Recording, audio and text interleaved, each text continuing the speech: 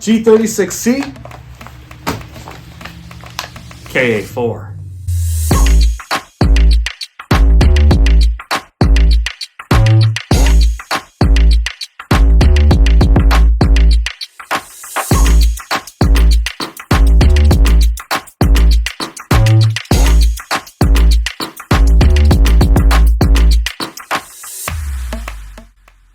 Hey guys, welcome back to the Gear.Locker, and we're turning this Ares G36X into the G36Ka4. There's a lot of parts that you're going to need to complete this build. Lots of small details and a good number of tools. So let's dive into these first before we do the how-to. Your base replica is going to be the G36X from Umarex. Check out my review if you want to get an idea of how this one performs. Not only is the body perfect for our HKey, but we're also going to keep the stock and top rail.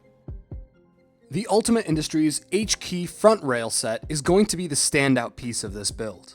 Not only is it a step above the 3D printed versions, but it is very realistic in its proportions.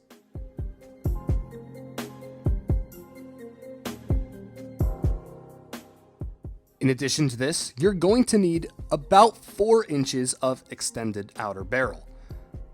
The G36X is positively threaded, so use whatever combinations you want. I like the Angel Custom one because it'll allow me to fit that gas block over it. The flash hiders are your choice as long as they're kosher, though I like the VFC ones for their accuracy and materials. And back to that gas block, I pulled this off of an Umarex G36Ka, more specifically the Ares one, but if you can find another brand new one or a used one, whatever it is, as long as it's the K variant. You don't need the gas piston, but you can have it if you want. I leave it out for battery space. You're also going to need to extend your inner barrel to about 363 millimeters and try something new with the Hopup, or stick with the stock one. In addition to this, you're going to need an extended magazine release. This is a real one, but will fit perfectly on the AEG. You'll also need a small button or spacer of some sort. You'll see why later. I also have a custom bolt release. It is the extended style, doesn't work for AEGs, but I made mine 3D printed, so hit me up if you want one of those. One of the final details are the SEF Selector Markings. I use the Model Graphics dry transfer decals from Woodland Scenics, specifically the 4.7mm letters, but we'll get into that later. And of course, all the kinds of accessories and details. I just have a B&T sling mount to highlight. You can do a lot with this build. I use a Dremel for a lot of the removal that we're going to be doing, and then just some standard AEG takedown tools like Allen wrenches, pliers, screwdriver, that stuff. You're going to need some sanding blocks, maybe some paint or steel stick. I didn't end up using these, but you're definitely going to need some glue. Step 1 is to take down your AEG as much as possible. This is what you're going to want it to look like, because our first big part is removing this orange flash hider. It is glued and pinned on, so I use the Dremel to get that off. Keep in mind that once you remove the plastic, you will have a metal pin that will prevent you from putting any other attachments on. So you're going to want to use the Dremel or any other tools you'd like to remove it. Once it's clean, we have to focus on this gas block.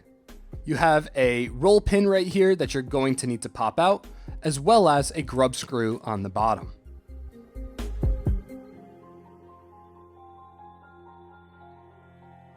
This retention pin is gonna take some work to get out, but take your time with it and pull it out as needed. Once you've got that out, work on this grub screw. Just takes an Allen wrench, but do not lose it. Once you remove your gas block, you can set it aside. We're not going to be using this one at all. And I will stress this one more time. Don't lose that grub screw. You're going to need it for the other one. Use some plumber's tape to tape up the threads and secure your next piece of your outer barrel. Again, I have the Angel Customs one because it'll allow me to fit my gas block over it. Speaking of which, here's my gas block. Getting this in the proper place is gonna be tricky, my best recommendation is to use the HKey to place it properly. You're going to want full view of the hole. Tighten that grub screw down, and then you're good to place your next barrel extension piece on. This one, for my build, turns the positive threads into negative threads, which will allow me to use the VFC flash hiders. Now let's get working on that HKey handguard. Remove these side guards for the HKey, and also all of the screws from the bag. Don't lose any of these because they don't provide any extras. Once you have your HKey in hand, screw on those side plates. The beveled screws will go into the side here. Be sure to only hand tighten these at first to make sure everything is lined up properly. Once that's set, use your screwdriver and get them tight. And for my least favorite part of this process, removing those stickers. Sometimes they come off relatively clean, a little bit of residue left over, like this. However, most of the time, you get something like this. So have fun with that. Last, for the HKey, you're going to attach this small little metal piece that slots into the body of the G36. Use the screws on the bottom. And once you're set there, you can now attach your HKey. It may take some wiggling, and I noticed a big problem. For this particular build, I had extra material here that I had to remove.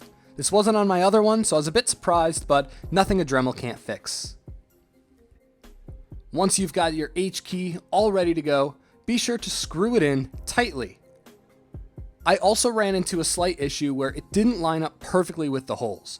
In fact, the HKey holes were just slightly lower, so it did take some wiggling and some time, but again, it'll get easier as it wears in.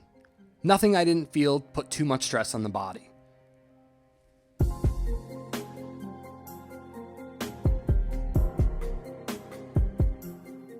Now let's add our flash hider. This is the 4-prong flash hider, and you'll notice there's a little bit of material that would lock onto the actual G36 barrel before the threads meet. This does not work with the barrel extension that I chose, which was a big problem. And in fact, I tried both of them and had the same result. So what I had to do is I had to remove some material from here to make it look like this. Not the best look, but again, nothing that a little bit of paint and love can't fix. So while the paint's drying, let's work on our lower receiver. Watch my G36X review video if you want to figure out exactly how to do that. Long story short, remove the motor plate screws, pop that off, and take out the pin right in the center here. Once that's done, you can remove your gearbox and put that to the side. We're not done with it yet. This is where one of the best parts comes in because we're going to add a ton of detail here. First, let's put on that extended magazine release. Pop out the mag release pin. Sometimes this is going to be tricky, other times it's going to be pretty easy like this.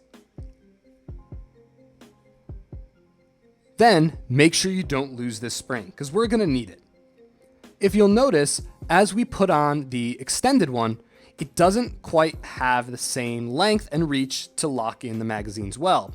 So that's what I use the small button for. I find the small nub will hold the spring perfectly. I'll use a little bit of glue on the actual lower receiver to secure this metal button. Here I work my way around, making sure I'm very generous because I'm not going to want this part to fail. But once that button goes on, let it dry for a little bit. Then you're ready to attach your extended mag release. It's as easy as lining up the holes and popping in that pin. Once that's set, give it a couple wiggles. Make sure it's locked in well and functions fine. At this point, if you would like, you can add your mock bolt release. Just to show you, you'd slot it in there and it should lock in, maybe with a little bit of help from glue. I'm not going to do this step yet, and you'll see when I do it later on. But if you want to, you can. Instead, let's work on those export selector markings. First thing you're going to want to do is remove your selector switches. Turn them all the way up to remove this small gear. Then, use an Allen wrench to fully remove your selector pieces. If you can catch it right, you can just spin your selector switch around and it'll unscrew itself. But keep in mind, you're not going to want to lose any parts from this. It's going to take a little bit of force, but don't lose that screw, and definitely don't lose that selector gear or switch. You'll notice that I remove each selector piece upside down so that in case there's a spring and little nub in there, I don't lose those. But once one is removed, the other one's really easy. Stick your Allen key all the way through and go to town. Again, I'm going to remove this upside down so that I don't lose the small spring that makes the clicky noise as you select between the different modes. Definitely don't lose this either. But now with your bare lower receiver, let's get rid of those markings. I tend to use sandpaper or a sanding block, but if you have another method, try it out. This is gonna take a bit of work, but you'll see here, that's the original, and then the fully clean marking on the other side. Do this to both sides. Because now it's time for your SEF markings. For white, the big letter we're gonna need in about 4.7 millimeters is S. Put your selector switch back in its general location and line up the S just below the arm.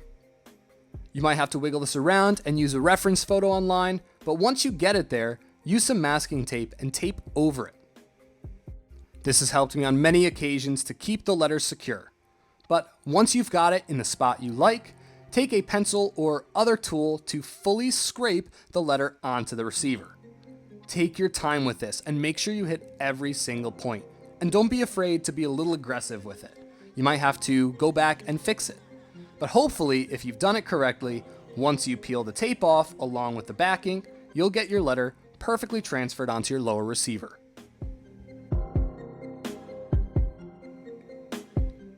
You're going to want to do the same thing with the letter E. Once again, line it up so it's just below the main point of the selector switch. Key thing here though is to not tape over your original letter. Only tape over the letter that you're transferring. This way you don't remove any material from the other one.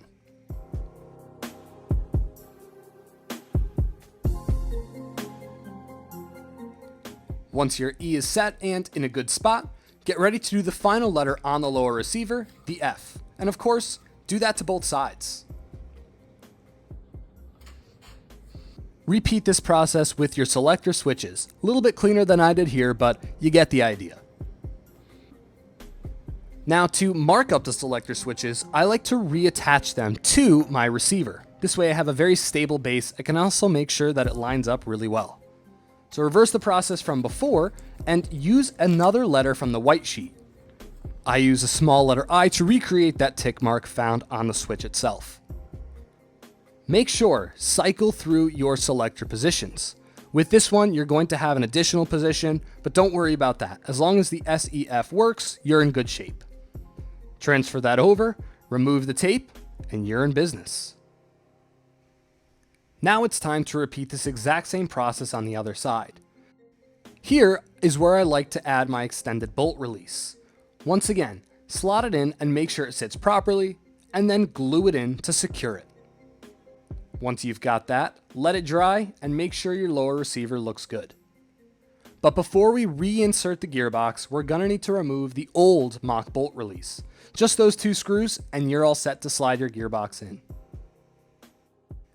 As you can see, I'm constantly checking the selector switches. I've had issues with the G36 ones in the past, so as much as I can check them, I will.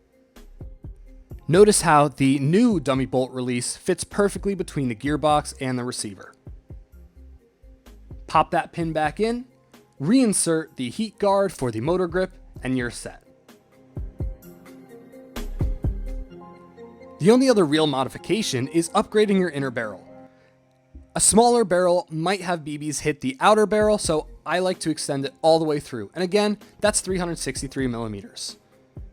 Upgrade that Hopup as much as you can, because G36 Hopups are notorious for not performing well. So take your time with this and make it work well the first time. But once that's all set, we're ready to reinsert this into our AEG. Put it back in the body, making sure to rotate it and that it still can move somewhat freely. Reattach any other tidbits you had, like the flash hider, and reinsert the gearbox. Make sure you don't pinch any wires, but also that you have enough room for that HKey to go on. So tuck those wires in. Once you're set with this, put in your bolt assembly. And don't forget to pop those pins in the receiver. It might take a little bit of force, but this will ensure that they don't fall out.